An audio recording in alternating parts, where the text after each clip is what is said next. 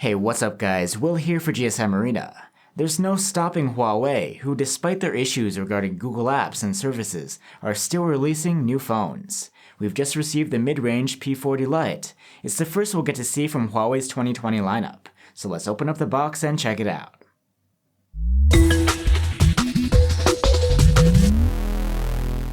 Alright.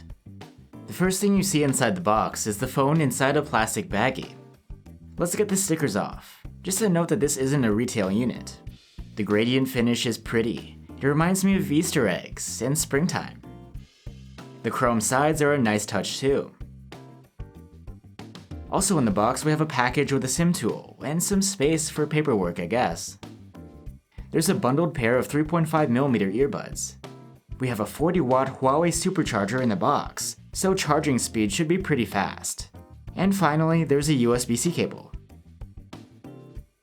The Huawei P40 Lite is also called the Huawei Nova 6 SE in some markets. Confusing.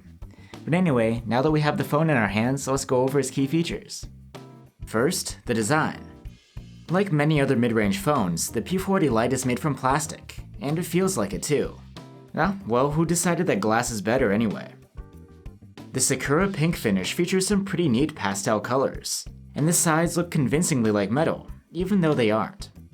I also like the looks of the quad camera setup. It's rounded, square, and symmetrical, almost like a button you'd sew onto a shirt. On the front is a 6.4-inch IPS LCD screen with a 1080p resolution. It looks nice, though I'm not a big fan of the punch hole cutout up in the corner.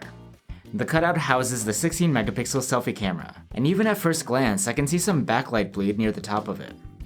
Another thing I noticed here is that the fingerprint reader is located on the side, rather than on the back or under the screen. It's really fast and responsive. Next, a user interface without Google. You're probably aware with Huawei's difficulties with the USA, and that means their new phones don't have Google services. Instead of Google Play, you'll be downloading apps through Huawei's App Store, or another third-party app store. This means that if you want to watch this video on the P40 Lite, you'd have to use a web browser, or go around the restrictions by sideloading the Play Store or the YouTube app. Or you could transfer apps from a phone with YouTube already installed on it, but you'd still miss out on software updates for those apps. Third on the list, cutting-edge mid-range performance. The P40 Lite is definitely no slouch when it comes to performance.